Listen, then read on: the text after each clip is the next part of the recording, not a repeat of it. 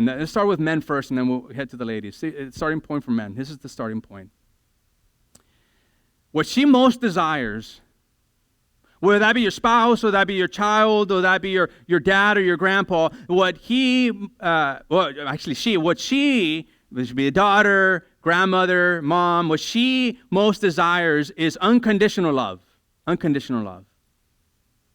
That's to be loved, not because she's smart, not because she's beautiful, not because she has a name. No, she wants to be loved unconditionally, without strings attached. That you love her no matter what, without qualifiers.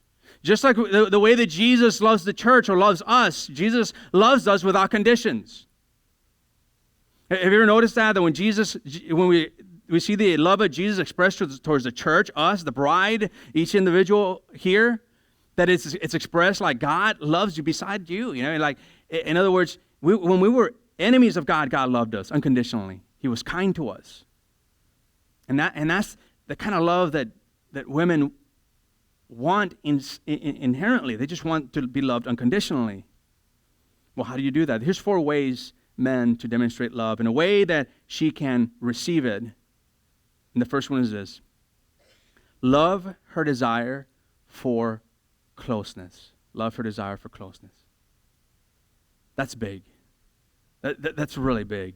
In Genesis 2:24, it says, "For this reason a man will leave his father and mother and be united," or in some translations it says cleave, or will be fused together, or will be glued with one another, cemented with one another to his wife, and they will become one flesh. Now, the one flesh can be the act of intimacy, obviously, but closeness is different between men and women. The way we perceive closeness is very, very different.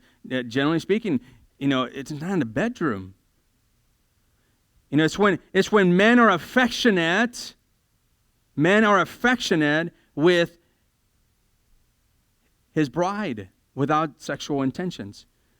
It's when you hug, it's when you embrace. Some of you didn't grow up in that kind of environment. I didn't, we weren't huggy-dovey. We didn't, man, that was like weird in our household.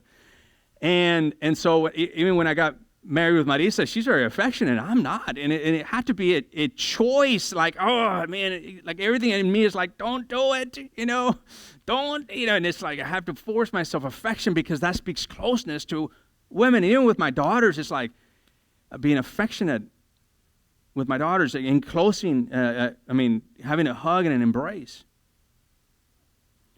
It's holding her unexpectedly, holding her hand and saying, I love you. For those of you who are married, it's looking at your bride and saying, face to face, eyeball to eyeball, I love you. And then if you're courageous enough, like draw back to the movie Jerry Maguire and then say, you complete me, right? And that just fills her tank, and now she feels full because you've demonstrated closeness. Now, the one flesh is interesting because even the physical act of intimacy is face to, for the most part, face to face, and the act of being face to face. Now, it's interesting that women and men are very different when it comes to relating and how they define closeness. For women, it tends to be, generally speaking, face-to-face, a conversation to conversation. And men is shoulder-to-shoulder time. That speaks closeness. And I'll talk more about that in just a moment. But for women, it's face-to-face time. A woman sees love as time alone with her husband talking face-to-face. Or when a woman talks with her boys, and it is face-to-face, right? It's conversation-oriented. It's that conversation that goes eyeball to eyeball. And his refusal to do that causes her pain. And she responds with disrespect. For a woman, if you're not looking at her, you are not listening. Period. You could be driving, guys. You could be driving to, into town or to Seguin or to another city, and if she's talking, and you're driving, and you're not looking occasionally, at your own risk, by the way, then you're not listening, you're just driving. And so there's this face-to-face that's going on that she longs for, that she generally connects with,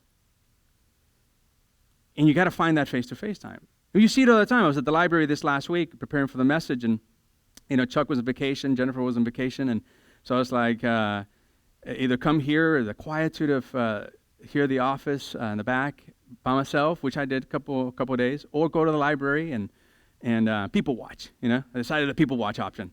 So I would go to the library, working on the sermon, and sure enough, you have this interesting dynamic going on that men typically, even then, it's not like they were talking. It seems like they were studying. I'm like, wow, that's unusual. Guys in the library, except for the fact that I was there.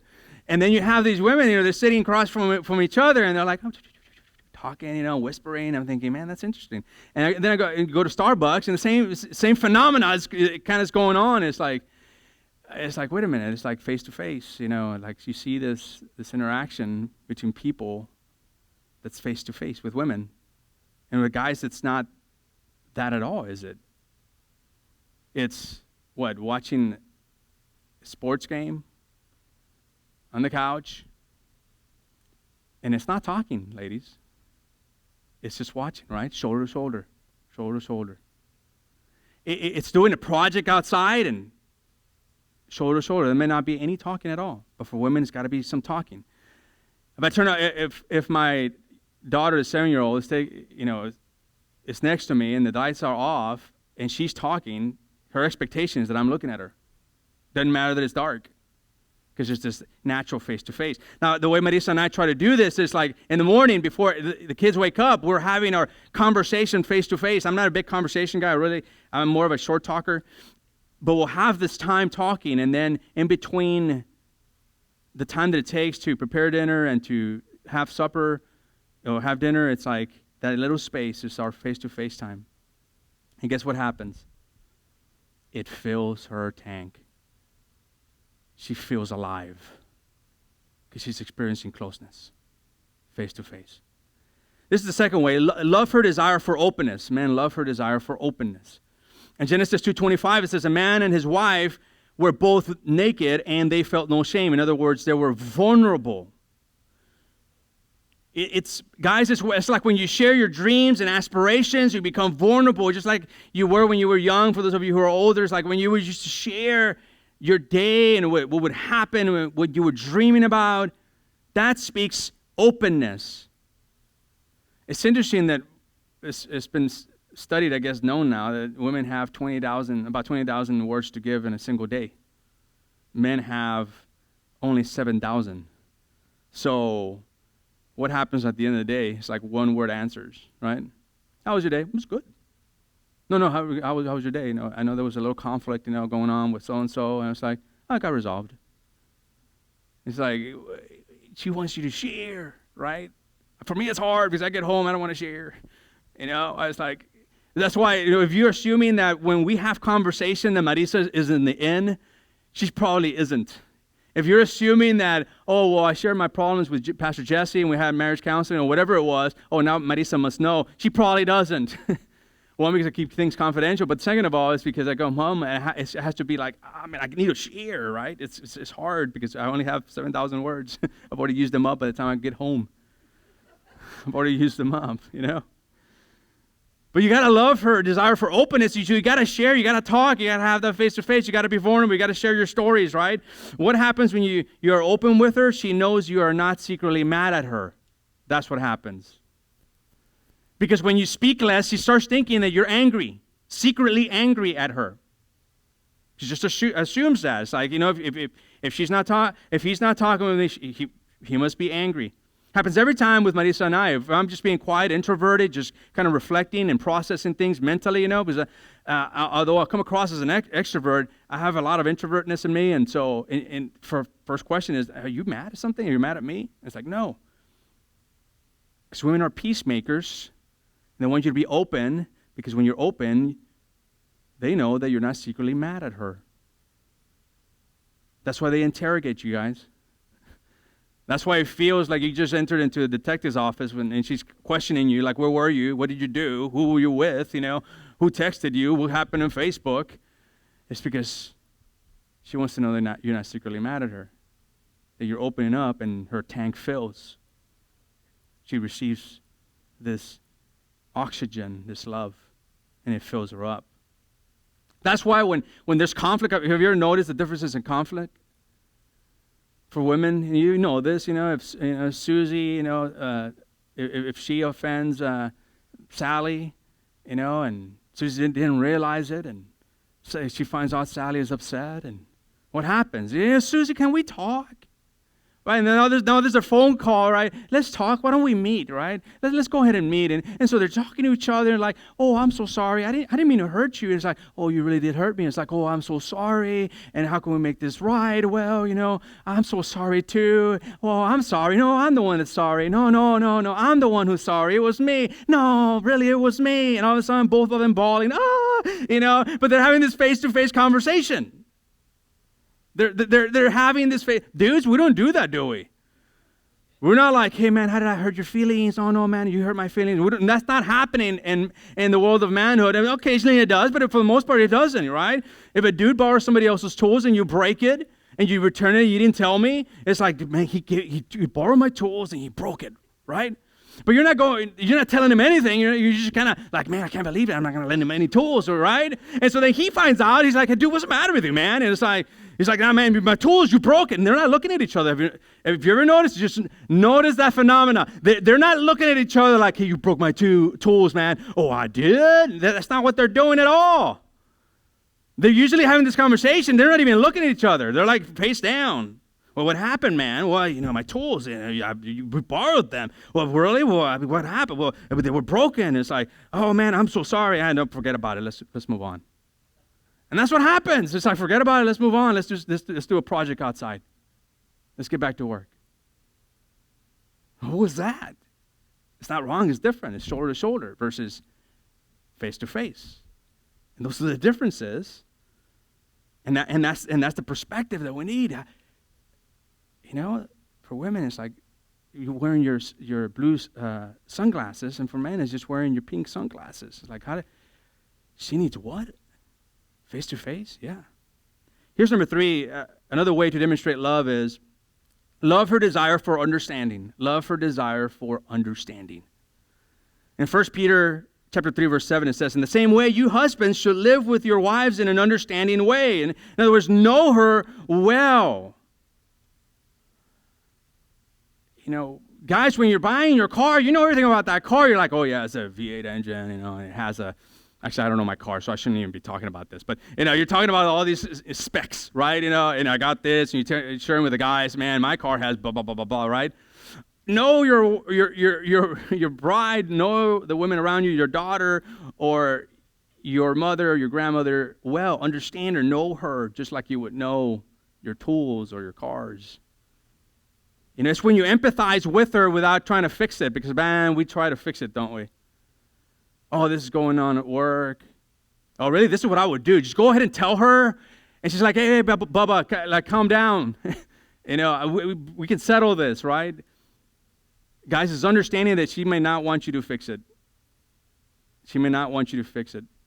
And we tend to get frustrated as guys because we like short and to the point, right? And when it's not short and to the point, we're like, long story. There's a game. Man, I could be outside doing some work. We like short and to the point. But guys, typically women aren't short to the point. It's more like spider webbing. What does that mean? You get home, she's like, you're never going to believe it. What happened? Susie got in a fight with Joe. Really?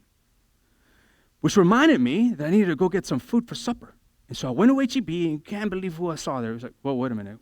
We just switched the script. What happened? Well, at a store, I saw Joe. Really? And Joe was mad at Susie. Which reminded me that I needed to go to the church and help the ladies at the church because we're doing this event. So I went to church and talked to the preacher and talked to some of the ladies. And at this point, you're as a guy thinking, what does this have to do with Susie? And don't worry, guys. It'll connect at some point. Because at some point, after an extended period of time, it's like, and that's how Susie got in a fight with Joe. It was at church. You're like, oh, why didn't I hear that from the beginning? Right? It took like here, spider webbing, here, and don't worry, guys. It finally connects over here. You just have to be patient. It'll get there. Because men and women are different. It's not right or wrong. It's just what? Different. It's just different.